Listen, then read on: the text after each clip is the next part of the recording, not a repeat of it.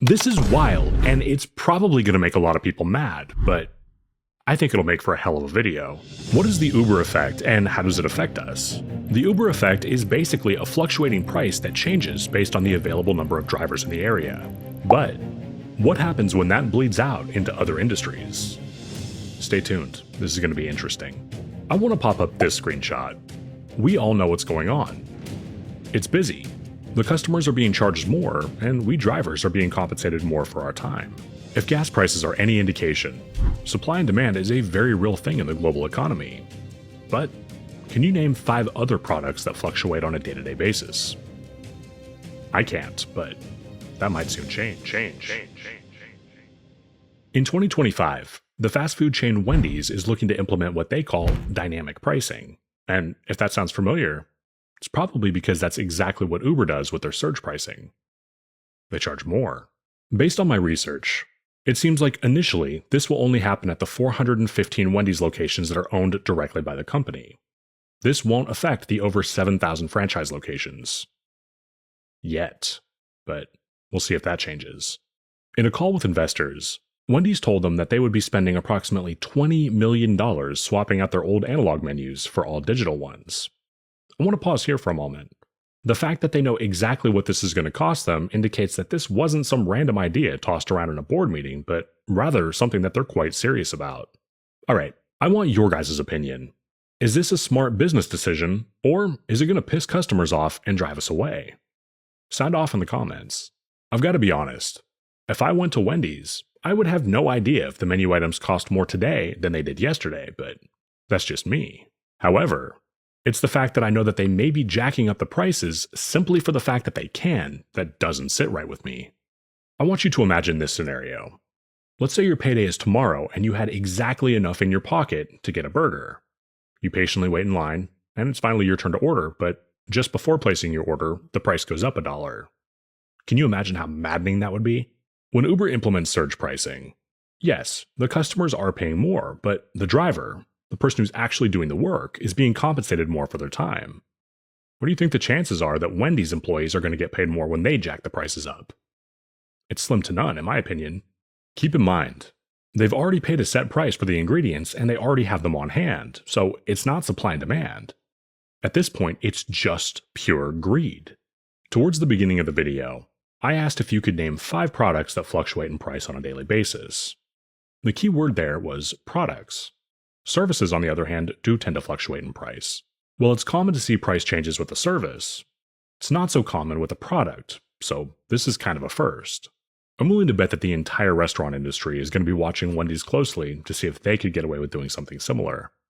If other places are successful, what's to stop this from bleeding into other industries?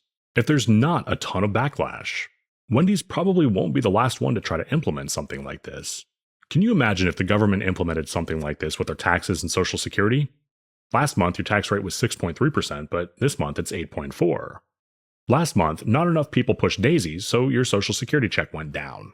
Where do we draw the line?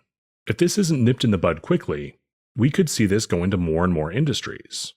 There needs to be public outrage, and it needs to stop before it begins. What's a little concerning to me is, in the past, fringe ideas that hold our wallets hostage have gone on to become social norms. How many of you have heard the phrase, "a diamond is forever"? Here's a little history lesson for you. In 1940, only 10% of women getting engaged would receive an engagement ring. Compare that to 1990, when it was up to 80% of women. So, what sparked that change? In 1947, the De Beers Diamond Company started one of the most successful campaigns in advertising history. Not only did they push the notion that you need an engagement ring, but they convinced men that 2 months' salary was reasonable due to the lack of supply of diamonds. The problem was, diamonds weren't scarce. De Beers had created a monopoly, and they would only release a handful of diamonds at once, giving the illusion that they were hard to come by. They were incredibly successful in drawing the comparison between diamonds and marriage, lasting forever. While it was brilliant marketing, it set a standard that many people couldn't and frankly still can't afford. They created an expensive trend that never went away. If you want to read more about the De Beers marketing scheme, I'll put a link in the description.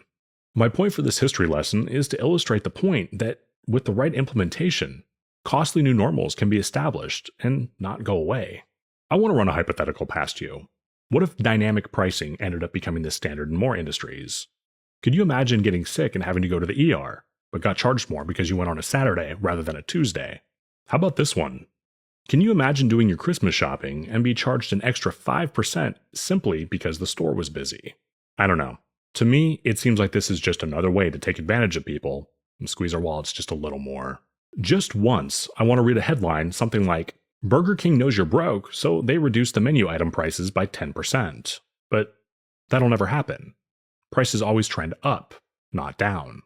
In my opinion, there's a drastic difference between normal inflation and a menu price fluctuating minute by minute like a stock. This is a sign of the financial times and the very wrong direction we're moving in. Things got shut down for a couple of years, and now every company out there wants to recoup every penny from us all at once. I want to turn this back to Uber for a moment.